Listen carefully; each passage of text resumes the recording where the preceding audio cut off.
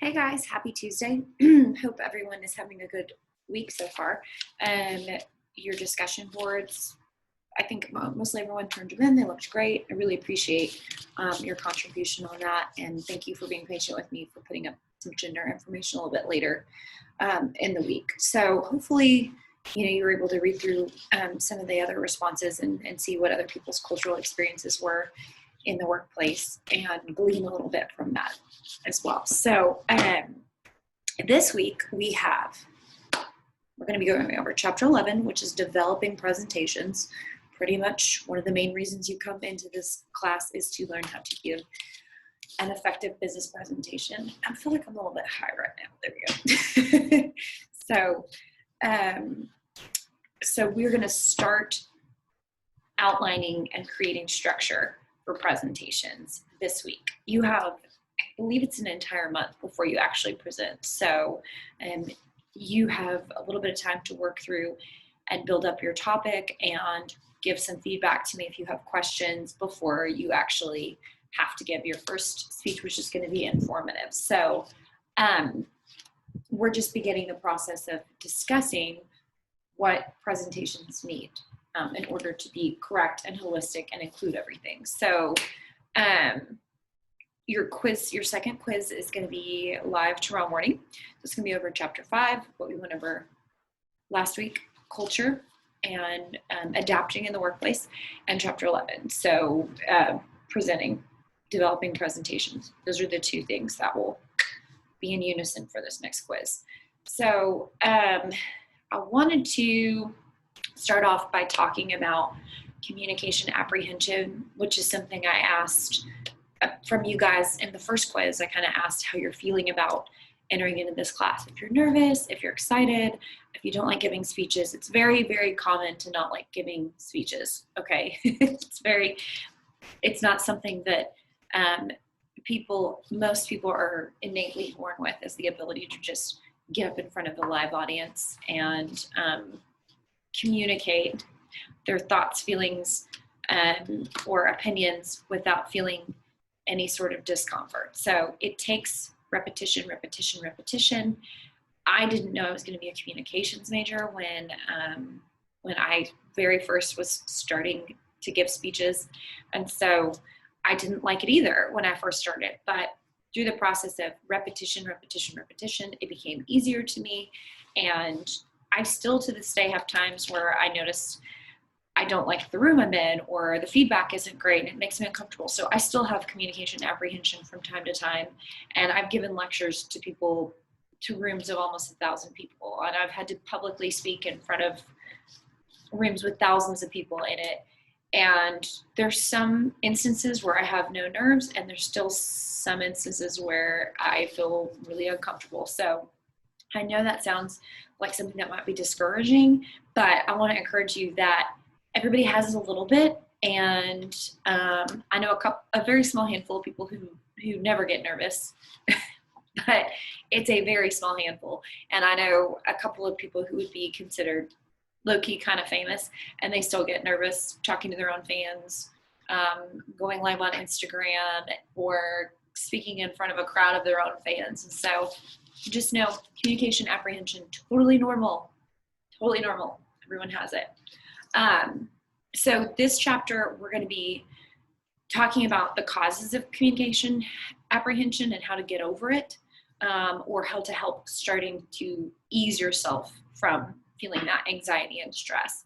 We're going to talk about analyzing your audience, which to me is one of the most important things in speech, is knowing who you're speaking to and being able to properly create a presentation that will resonate with the people you're speaking to.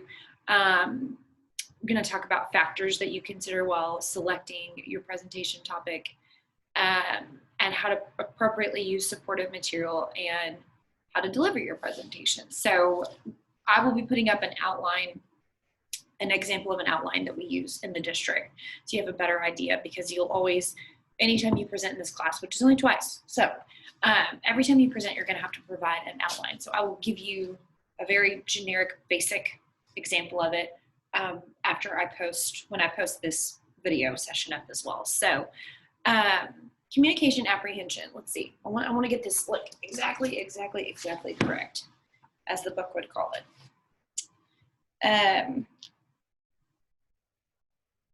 So it says that 80% of people get nervous when they give a presentation. That's most people. Oprah Winfrey, Conan O'Brien, again, this book is dated. So Oprah Winfrey, Conan O'Brien, who is about to not even have a talk show. Like, that's how far back this goes. Seth Meyers, JFK, and Winston Churchill. They all would get really nervous before speaking. There's even singers who have stage 10 stage fright. Stage fright. Adele apparently has really bad stage fright. So does Barbra Streisand. Like crippling stage fright. That's a type of apprehension. Communication apprehension is specifically a type. It's communication, but there's all different types of it. And I'm gonna, in your extra credit this week, you're gonna do an inventory of your personal communication apprehension. So, so some people I have major singing anxiety. I'd rather get back to her back car than sing in front of a group.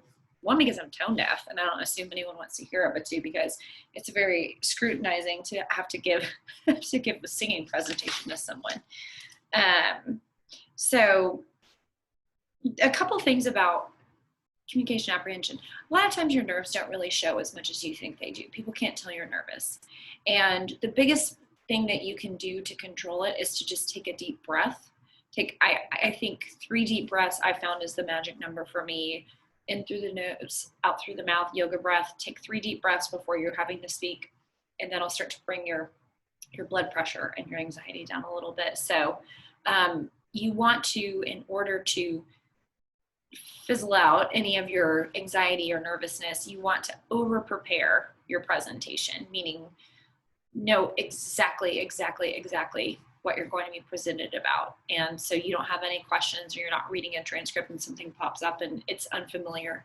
And these are all ways to build confidence, okay, before you go into the situation. So over prepare your presentation. Speak as many times as you can. Give the speech or practice the speech as many times as you can, whether it's in front of your mirror, in front of your dog.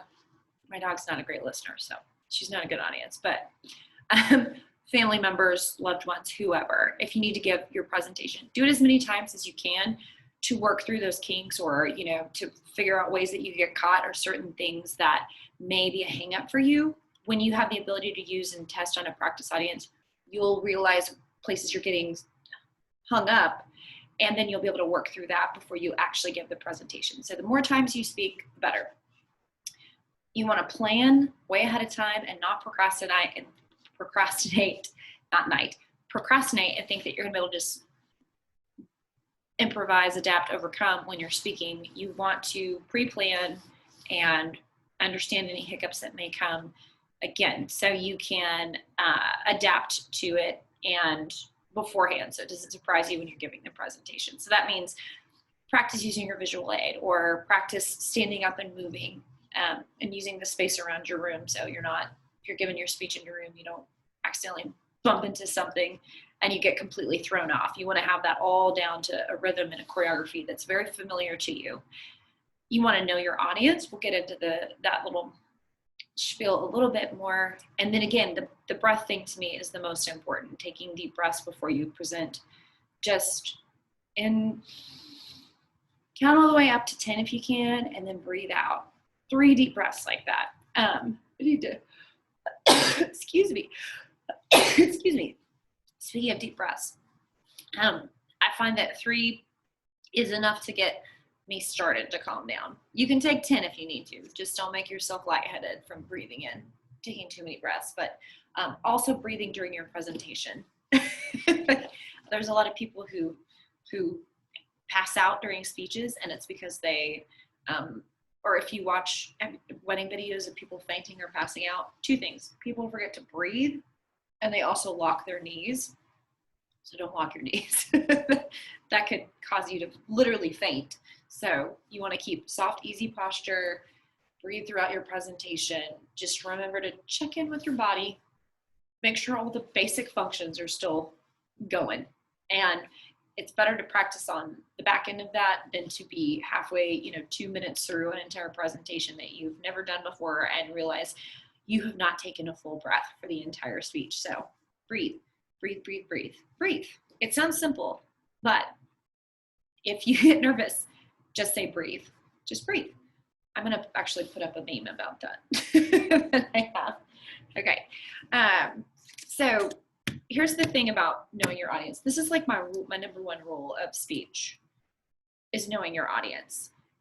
We talked about communication differences, and we talked about a million different factors that could contribute to us having different communication styles, right? So you have to know your audience, and today we use the phrase read the room, right? So we made jokes about reading the room during the pandemic and people making these really out of touch or disconnected social media posts or speeches or whatever, blissfully unaware of kind of what's going on in the world around them. It's really important if you're going to connect with your audience, to understand what the dynamic of the audience is at that point. So let's say you have a highly male to female ratio or vice versa, your age gaps. If you have people, when I taught high school speech, I had to teach freshmen and I had to teach seniors. And so I had to adapt to the different age groups, because let me tell you something, a 14-year-old and 18-year-old, vastly different in terms of message adaptation. You want to take into account cultural or religious differences, educational. Are people involved in a specific group or affiliation? Are you speaking to people from an organization? They all have certain things in common if you are. And then you also want to think about people's income range and their occupation. Income range is a big deal. You can't use analogies and metaphors for people that are strapped for cash, talking about and griping about bathroom repairs that you're having to do on your new home. So that's where the know your audience, reading the room thing really comes up, and occupation as well. So I talked to you guys about how when I worked at Lockheed, I really had to kind of code switch, is what they call it, to speak to engineers, because they're not really big on joking and metaphorical words and feelings. It's facts and data driven. And that's how I would have to present when I was speaking to that audience. And it doesn't mean that it wasn't fun or it wasn't right. I just had to kind of code switch and train myself to be more matter of fact and precise when I was speaking to a room of engineers. They just obviously are wired a little bit differently than I am, or I'm wired differently than them, whichever. So, that's how you look at your audience. So you want to start with your audience. Okay, this is like a graphic from the book. You can see that. I want to find.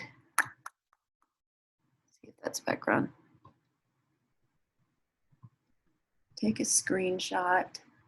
Okay, so in your considering your audience, the next thing you do is you just select and you narrow down your topic. Let me make sure that this is in the right.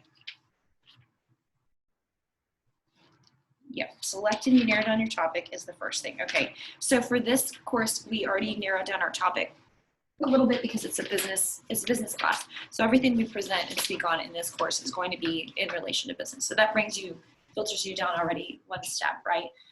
So, and then another step of selecting and narrowing your topic is I want you to use things that are ethnocentric to you. So I want you to be talking about in these presentations industries that you are involved in or want to get involved in, because I want to make it worth your while and be something that you can use in the future. So that helps to select and narrow your topic down a little bit, right? So you know that you're going to be doing a business presentation over an industry that you are involved in, wanting to get involved in, or are interested in either way.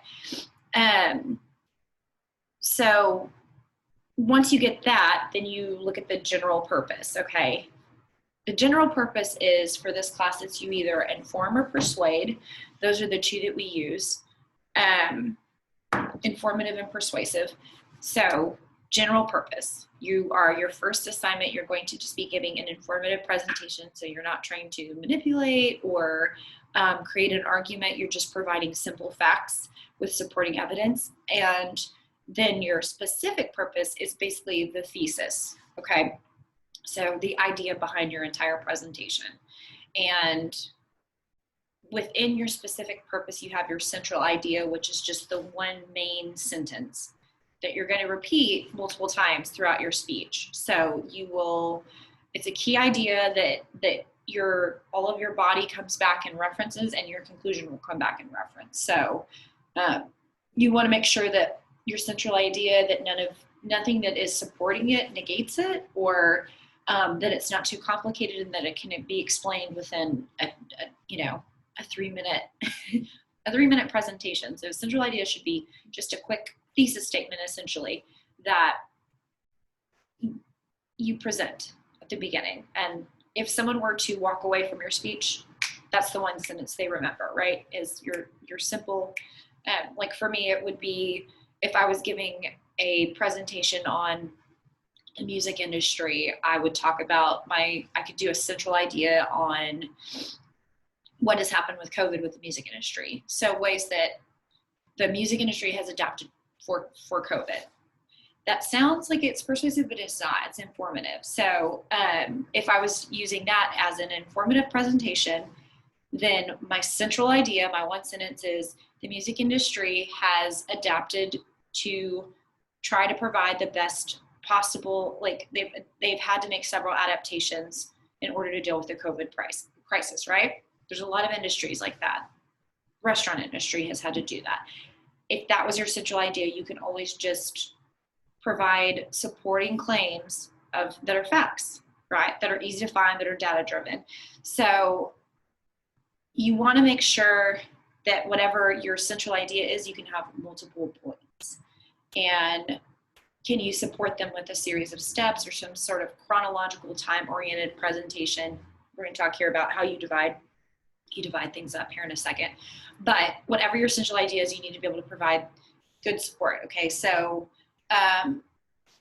with your support and with logically dividing your support for your central idea, you have to have multiple support items, right? You can't just have one story or one fact or one news source. You want to have, within this class, you're going to have at least 2 to 3 to support.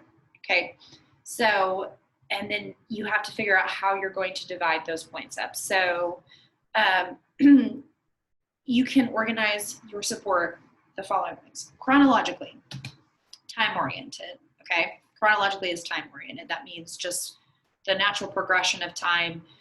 If you're talking about how things have progressed within an industry, you can do topically. That's the most common, and that's just how things are naturally divided, or supporting arguments are divided by different arguments. You can talk or divide it through the importance, complexity, spatially. So spatially would be pretty specific. That might be if you're doing like a physical walkthrough on something, or if someone was an architect, they'd be maybe doing a presentation on a rendering or something along those lines. And then you can also do cause and effect or problem solution. That's another type of division. There's also one there's Monroe's motivated sequence, which is specifically a type of problem and solution. And I'll get into that a little bit more when we get into persuasive. So, but this is just the overview. We're going over the 10,000 foot view of presentations right here. So the order of operations in your speech should be, you'll do your intro with your central idea, each of your support items, 2 to 3 in the main body, and then your conclusion. Your conclusion should be restating your central idea, okay? So you should be able to restate and tie things up at the end of your speech and just use repetitious wording. So restate the exact same thing you said in your intro. Review. Okay. Types of supporting material. Okay, there's a lot of different ways that you can extract information. I'm not finicky about where you get info. You can't say Wikipedia. If it's on Wikipedia, that means that there was another source that provided it. So like Wikipedia is not a reputable source. It needs to either be a journal or some type of research study, or you can use books, interviews, the internet, news sources, charts and graphs, definitions, and analogies, an interview from someone in the industry, anything along those lines.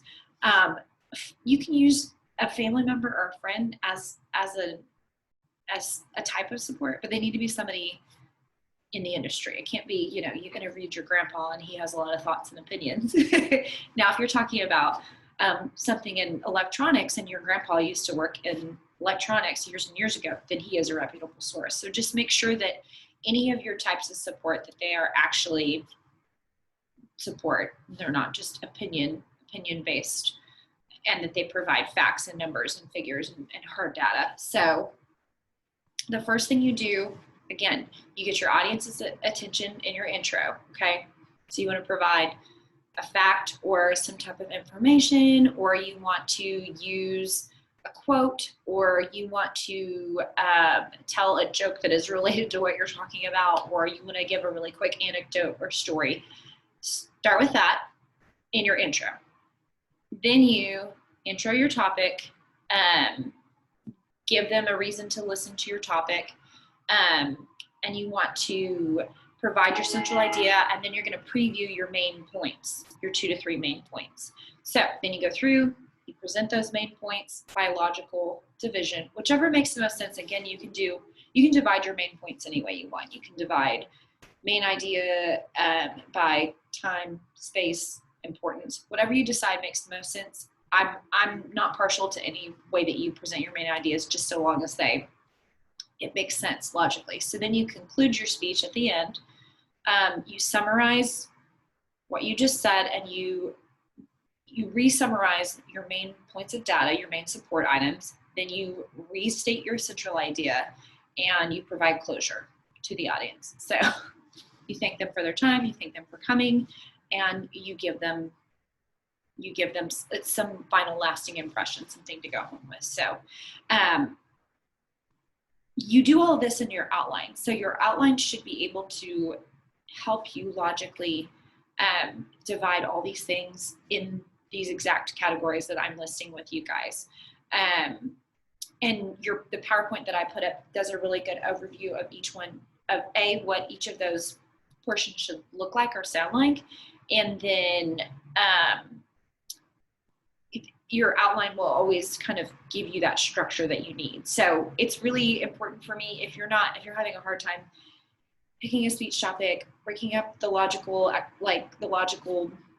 central idea, or figuring out supporting claims, that you talk to me beforehand before you just free fall giving your presentation, because we can work all this out on the front end of things. I just want to make sure that ahead of time it's established that you're in the right order, and that your speech has the right structure and the right formula, right? So that's the most important thing, and you'll be graded on that in each of your rubrics. Is, are you using the right transitions? Are you using the right types of supporting claim? Are you, and we're going to get into visual aids and that type of thing in the next class, but are you using the structure and your outline properly in a way that's going to allow your audience to follow through and understand your topic and follow along naturally? Okay, so I'm going to put a PowerPoint, or not a PowerPoint, sorry, I'm going to put an outline up before this, and then there'll be this video afterwards. And then be sure to also visit your PowerPoint, because the chapter PowerPoint that I put from YouTube is also really effective. So if you have questions on this, email me, of course. So, and then your quiz is going to be up tomorrow morning, your second quiz, and then your extra credit's going to be up on Thursdays. So if you guys have any questions about resources, what's a proper internet search, like how to use your sources properly, or whether I think something is an appropriate source. Again, Wikipedia is not a source. Okay, quoting Wikipedia would be like saying you went to the library to get a source. Okay, so if you go to the library, I need to know what textbook you used from the library. Same thing with Wikipedia. Wikipedia is a Frankenstein of all kinds of information, and people can freely change that information too. So it may not always even be accurate. So it's important to me that you use credible sources to support your idea. It's important to me that you pick a topic that you like, that you're going to want to spend this time creating a presentation on, and it is important to me that you practice enough and that you get the butterflies out of your stomach before you have to present, because I want you to be comfortable in this course. So with all that being said, please email me, and I'm going to put up your quiz, and the communication apprehension inventory is your extra credit. So if you can do that this week, in your free time, it will help you better going into your first speech. So I would encourage you to get ahead of it and do it now before you, a month from now, present. So if you guys have any questions, as always, email me, and I hope to catch you on the flip side, and hope you have a blessed Tuesday. Good day.